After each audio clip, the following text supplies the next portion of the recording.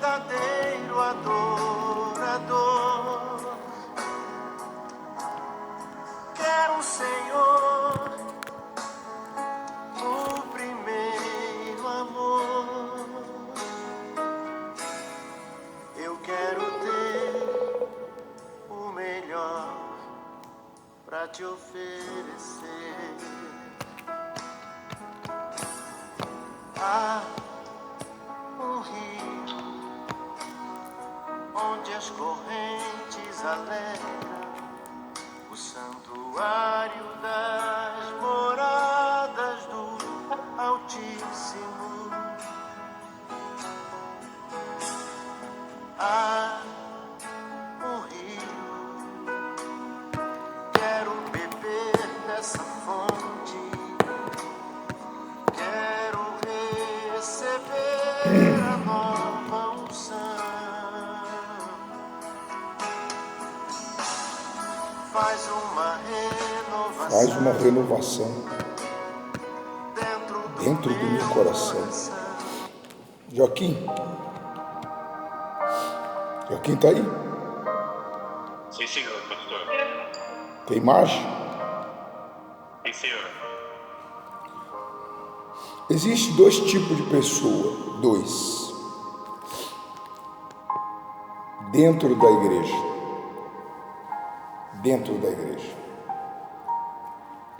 Existem dois tipos de pessoa dentro da igreja: a interessada e a desinteressada. A interessada e a desinteressada. Aquelas que buscam a multiplicação do pão e do peixe, que é a pessoa desinteressada. Ela só tem interesse das coisas material. Para ela, para Deus, essas pessoas não representam nada. Não é nelas que ele investiu.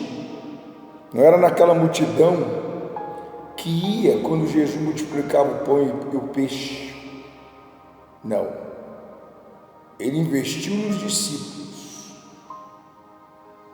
Ele passou para os discípulos que eram os interessados, que tinham interesse das coisas de Deus. Os outros tinham interesse das coisas as coisas materiais. Isso não acabou, existe até hoje. Já existia lá quando ele aqui chegou e aqui esteve, e isso vai acontecer até a consumação do século, que não está longe. Nós somos a última geração, para você que não sabe. Eu não acredito. É um direito seu acreditar ou não acreditar, mas é uma missão minha informar para você que não acredita que você já está condenado. Aquele que crer será salvo, e o que não crer já está. Está escrito assim, Marcos capítulo 15, versículo 16: os que creem serão salvos, e os que não creem já estão.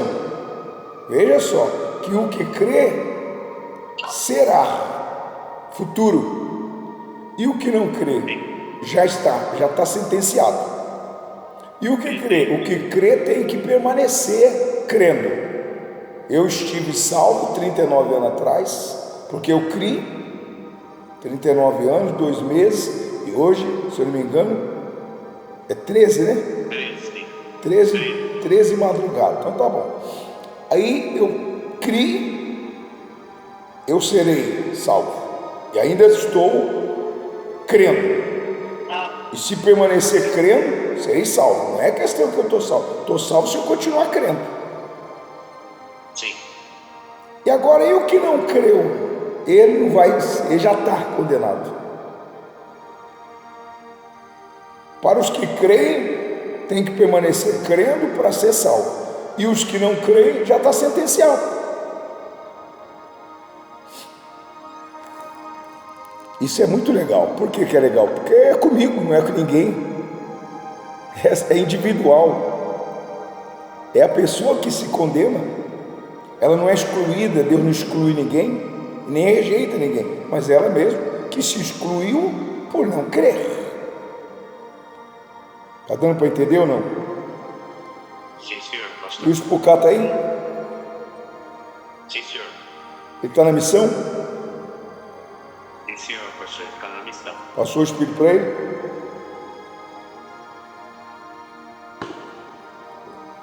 Passou o Espírito para ele? Sim, senhor. Tá bom. Então vamos seguir. Já abra a Bíblia em Esther, capítulo 7. Mas vamos captar a introdução que o Espírito Santo quer nos dar para a gente entender as coisas de Deus. Eu iniciei falando que tem dois tipos de pessoas: a interessada e a desinteressada. A Luzia está aí? Sim, senhor. Tá bom. Então nós vamos nos aplicar todo dia, toda madrugada, todos os dias. Nós vamos nos dedicar para os interessados. O nosso negócio não é com o desinteressado. O nosso negócio não é com os que buscam multiplicação de pão e de peixe. Resolver problema da barriga ou da terreno. Não é com a gente. Tem um monte de igreja aí que vai te ajudar nesse sentido. Nós vamos resolver o problema da eternidade. Nós vamos cuidar, é um homem a serviço de Deus da ovelha. A ovelha faz parte do plano da eternidade. Porque a ovelha tem ouvido para ouvir o que o pastor fala. A outra pessoa não tem ouvido, ela só tem orelha, porque ela quer as coisas materiais e ela é obcecada pelas coisas materiais. É perda de tempo ficar investindo nela, porque ela vai ficar por aqui mesmo. Inclusive, agora, hoje é o último dia do carnaval, você vai ver o que vai acontecer após o carnaval. A praga já está aí na terra, o vírus já está por aí, a miséria, a desgraça já está aí. Estava falando com a Rose agora.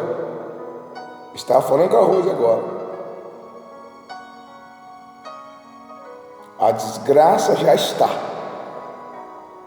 Lá no Apocalipse diz que 1/3 da humanidade vai ser morta. A perspectiva do que está por chegar na Terra não é nada agradável. Mas em relação a nós, que estamos no Espírito, buscando a Deus, não há nenhuma preocupação, porque não seremos atingidos. Chegou a Covid em 2019, através de um vírus que veio da China. Matou 500 milhões de pessoas no mundo. E o que vem vai ser pior. 500 milhões de pessoas não é nada comparado ao que vai morrer.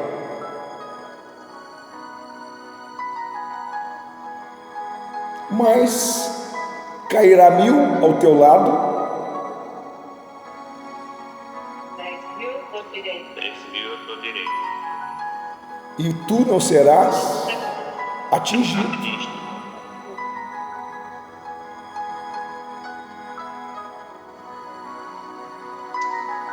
Cairá 1000 ao teu lado, 10.000. Eu peguei Covid em 2020. 2019 para 2020, eu, a Michelle e a Rose viramos com Covid.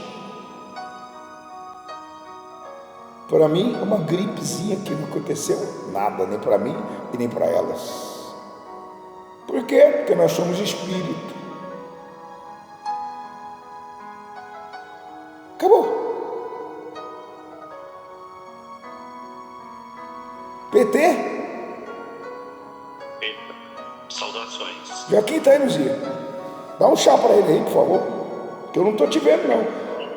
Só estou vendo, sabe quem, Joaquim? Sabe quem que eu estou vendo?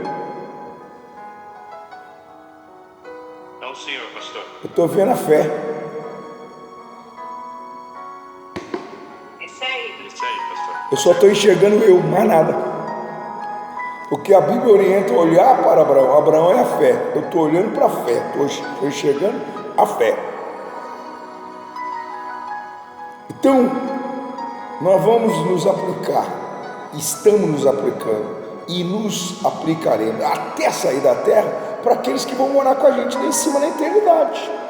A gente quer montar um time legal, não é um time qualquer, é um time imbatível, invencível, indestrutível. A Bíblia diz que o obreiro, que é o discípulo, ele tem que manejar a palavra. Ele não tem que ser fofoqueiro, ele não tem que ficar com despediço, ele não tem que ficar com turminha, com fofoca dentro da igreja. Ele é um sujeito diferenciado, que não está envolvido em nenhuma safadeza da terra. Ele é separado, ele não é misturado. As pessoas mais abençoadas que eu tenho aqui são as pessoas que são na dela. Ninguém nem sabe o que acontece com ela, porque ela é na dela. Ela entra, busca Deus e vaza. Aí a gente vê que ela tem resultado. Os outros que são enturmados, fofoqueiros, não acontece nada, a não ser, só dá dor de cabeça.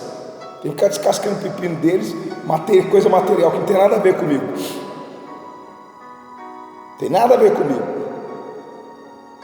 Eu não fiquei fazendo isso na igreja. Cheguei na igreja e sabia o que tinha que fazer. Peguei o Espírito e fui embora. Segui com a minha vida e estou seguindo com a minha vida. E com a missão por Ele dada. Não sei se está dando para entender. Senhor, pastor. Então tá bom, é assim que tem que ser. Porque não está mais, nós não estamos no começo, no início da criação, que é para encher a terra. Não, nós estamos separando a ovelha do bode. Nós estamos separando as ovelhas dos bodes, o joio do trigo. Nós não estamos preocupados com o que os outros estão preocupados. Nós não queremos número. Nós não queremos número, nós não queremos nada, nós só queremos cumprir a missão, que é separar a ovelha do bode, o joio do trigo, o discípulo do seguidor. O seguidor quer a multiplicação do pão e do peixe. Está perdendo tempo dele aqui agora, porque eu não vou falar nada disso. Nós vamos falar das coisas de Deus. Vamos continuar o discurso em cima de Esther.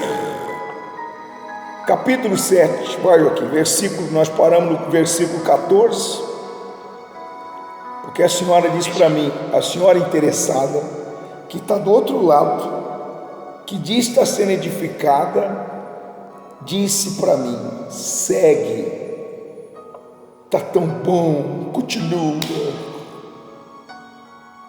A gente tem que nem diz a Isanélia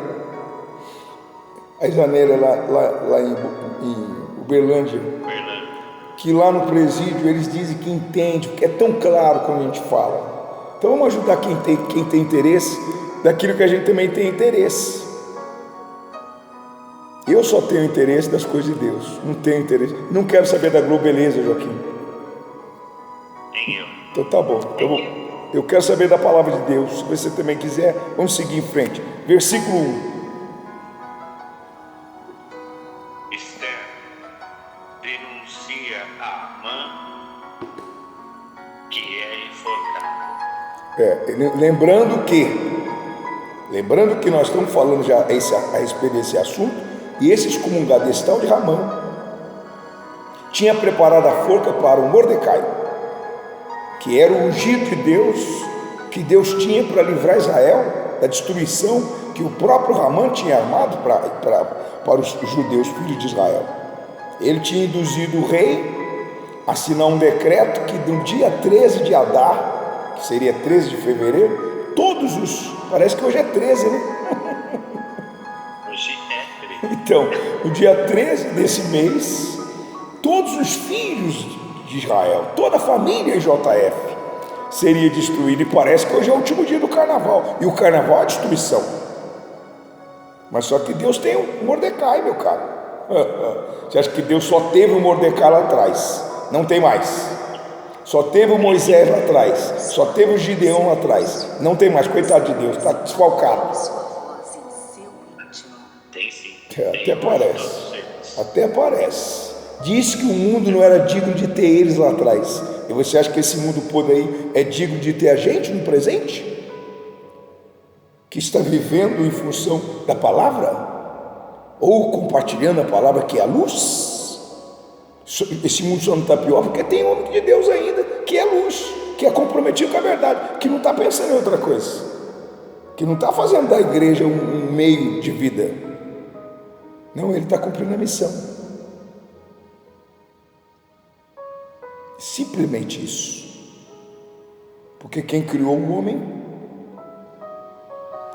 sabe o que está fazendo. Sabe o que está fazendo. Muito bem. Vamos lá. Eu vou começar aqui para você pegar o espírito. Vendo, pois, versículo 1. Vendo, pois, o rei, vendo, vírgula, pois, ou melhor, vindo, pois, não é vendo, vindo, porque a Esther, depois de ter sido sacudida pelo Mordecai, abriu o jejum e foi ter com o rei, e marcou alguns banquetes para que o rei levasse o Ramã. Ela já tinha feito o primeiro banquete, já estamos no segundo banquete, agora ela dá a cabeça do Ramã rodar. Vindo, pois, o rei com Ramã para beber com a rainha Esther no banquete que ela havia proposto para o rei e mandar trazer o seu segundo, que era o Amã. Disse outra vez o rei minúsculo. É maiúsculo o teu rei aí ou ele é minúsculo? Meu rei aqui é minúsculo. É minúsculo, que está se tratando de um homem. Por mais que você seja uma autoridade, você é minúsculo, porque o único maiúsculo que tem é o soberano. O divino é minúsculo, porque o único maiúsculo é o soberano, aquele que eu não sou digno sequer de subir no altar dele e nem desatar a sandália dos seus pés, porque o último profeta que houve na terra não se considerou digno de desatar a sua sandália, que foi João Batista. O último, não tem outro. Depois de João, ele assume tudo. O soberano de Israel. Quem sou eu para desatar a sua sandália? Ou para ocupar o lugar dele? Ou para me atrever? Me chegar diante dele sem reverência, sem respeito, sem temor. Eu temo e tremo. Eu tenho responsabilidade, porque eu presto conta de uma coisa que compromete a minha eternidade, que é a alma. Não apenas a minha, mas a alma das pessoas que querem, que são sinceras, que são sérias, que são verdadeiras, que não estão de conversa fiada, que não estão brincando de ciranda cirandinha, mas que querem viver a eternidade com Jesus, que pagam o preço da santidade, que não são crente Raimundo, um pé na igreja e um pé no mundo, que não são infiéis, que não são mentirosas, elas são verdadeiras, elas não têm medo, porque quem fala a verdade, a Luzia é uma benção, a Luzia é uma benção de Deus, é uma benção, porque tem o cérebro iluminado, tem a palavra na ponta da língua. Quem fala a verdade merece castigo, não tem medo de nada. O sujeito falou para mim: o senhor não tem medo de nada? O sujeito que era na hierarquia acima de mim onde eu estava: você não tem medo de nada? Eu teria que ter medo? Eu teria que ter medo? Não. É lógico que eu não tenho medo de nada, porque eu deveria ter medo. Eu temo a Deus, porque aquilo que você teme, que vocês têm medo, que é a morte, eu não. Morrer para mim é lucro. E eu não tenho receio de chegar diante de nenhuma autoridade. Eu não tenho culpa no cartório, eu tenho consciência limpa. Eu sei quem sou e sei o que faço, e respondo pelos meus atos. Eu não tenho receio de autoridade nenhuma. Por quê? Porque eu não ando na injustiça, eu ando na justiça, e eu creio na justiça, só isso. Então não tenho receio de nada. Eu falo com Deus, não posso falar com o bispo, não posso falar com o delegado, com o presidente, falo com qualquer um, eu falo com Deus. Não sei se você sabe, Joaquim, mas Deus é o ser supremo. Sim, senhor. E o soldado romano ainda me ajudou pra caramba, porque quando ele abriu a barriga de Jesus de cima para baixo, ele abriu a porta para mim entrar. E rasgou o véu. E não tem mais nada que me separa do soberano de Israel, da autoridade suprema. Eu dobro o joelho e converso com ele. E agora eu vou ter receio de conversar com o Joaquim, com a Luzia, ou com quem quer que seja, ou de pregar o evangelho para você, porque você é poliglota, fala 4 não sei quantos idiomas, é pós-graduado, é formado, e daí? E você acha que eu sou o quê? Se uma faculdade de teologia é 4, 5 anos, se eu estou 39 anos, você acha que eu sou o quê? Se você não sabe o que é faculdade de teologia, estuda a Bíblia. E você acha que eu estou fazendo o quê? Tem que ter um diploma para você? O que você acha que eu sou? Você quer que eu falo? Bacharel em Direito, teólogo, o que mais você quer que eu fale que sou? Que é isso que enche teus olhos. Isso aí para nós não é nada.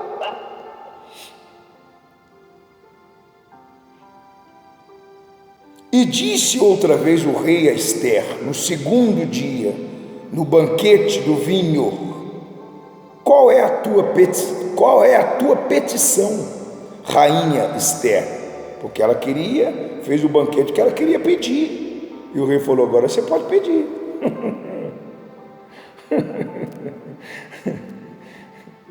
Vou te ensinar como é que você arranca a cabeça do seu inimigo. Vai, Joaquim, leia o versículo 2. No segundo dia, durante o banquete do vinho, disse o rei a Esther: qual é a tua petição, rainha Esther?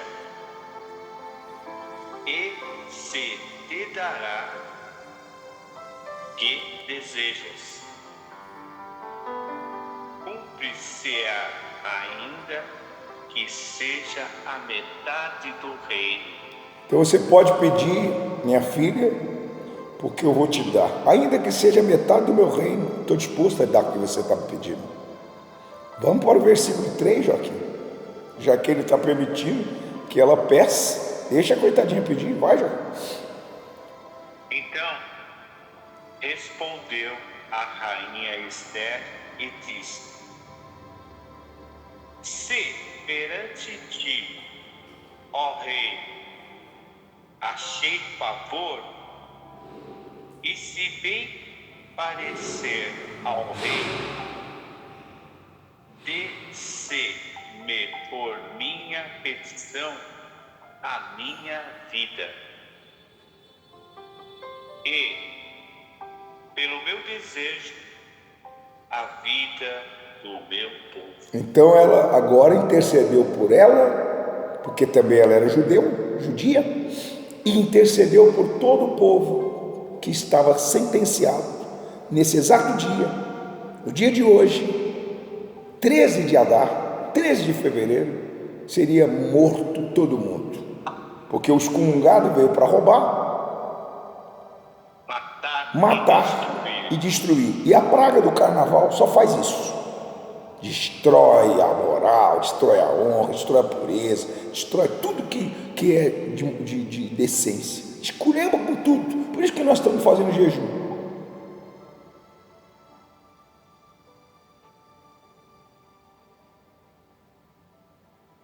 Então ela intercedeu. E olha, continua a indignação do rei quando ele sabe que a esposa dele, ele é a autoridade máxima naquela ocasião, e a esposa dele, sem que ele saiba, no dia que ela está falando, ou nos dias determinados, que é 13, estava determinado a morte de todos eles, inclusive dela. Mas naquele dia ali, que a Esther está falando com o rei, e está lá o Ramã, era o dia que ele tinha preparado a forca para o Mordecai. Vai, Joaquim. Versículo 4. Porque fomos vendidos, eu e o meu povo, para nos destruírem, matarem e aniquilarem de vez. Enfim, querem acabar conosco, definitivamente. Vai. Se ainda, como servos e como servas, nos tivessem vendido, calar-me-ia, porque o inimigo não merece que eu moleste o rei. Então falou o rei Assuero e disse à rainha Esther: Então, versículo 5, já quem está com muita pressa. Então falou o rei. Por favor, Então falou o rei são sentados em espírito Assuero até e disse: não. o rei já está indignado. Então falou o rei e disse à rainha Esther: quem é esse? Quem é esse? Onde está esse? Quem é esse excomungado? E onde que está esse excomungado? Mal saber que o excomungado está ali do lado dele. E talvez você não saiba, mas o excomungado está do teu lado. Talvez você que está me vendo aqui no YouTube, você que está me vendo aí aqui no Instagram, no Facebook, nessa lista de transmissão, e onde vai chegar essa transmissão, talvez está aí. Sempre o excomungado anda ao seu redor. Talvez batendo nas tuas costas e se fazendo teu amigo. E você está com maus olhos para quem está tentando abrir teus olhos.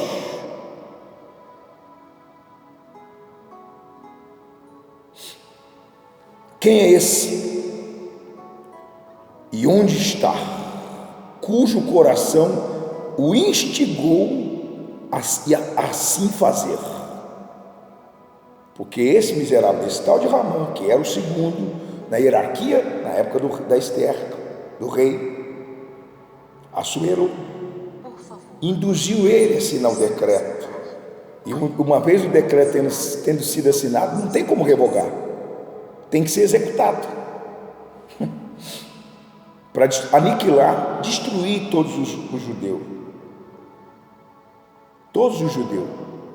por causa da indignação dele com relação ao Ramã, ou melhor, ao Mordecai, que era um sujeito cristão, que não se curva, que era Sadraque, Mesaque, Abidineu, que não se curva para a imagem de Nabucodonosor, que não se curva para nada. Quem é cristão não se curva para nada, só se curva para Deus.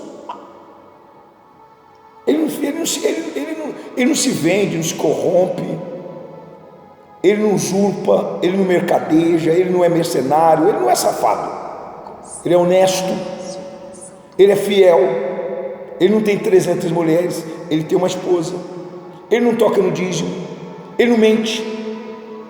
Quando Deus pediu para os discípulos buscar o jumento, é porque ele sabia que estava lá o jumento. E quando Deus pede alguma coisa para você, é porque ele sabe que você tem. Não é para você mentir, ele sabe que você tem para dar, você não dá porque você não quer.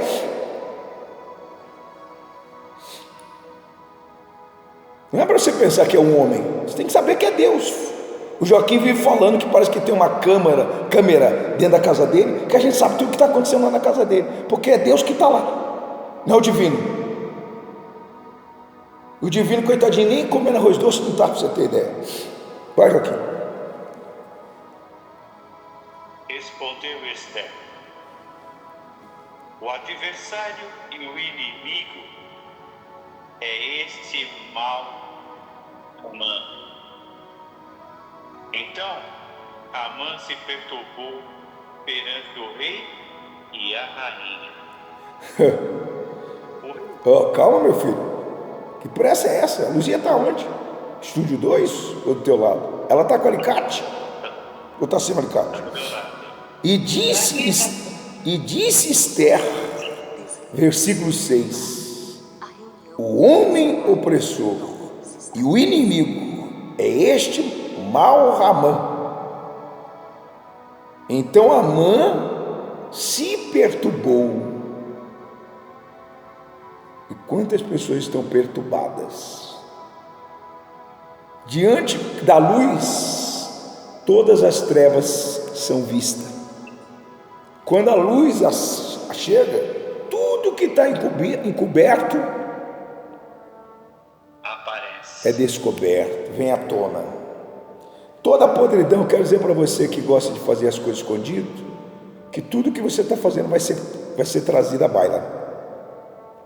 Não adianta você pensar, não tem nada em oculto que não venha a ser revelado, não tem nada escondido.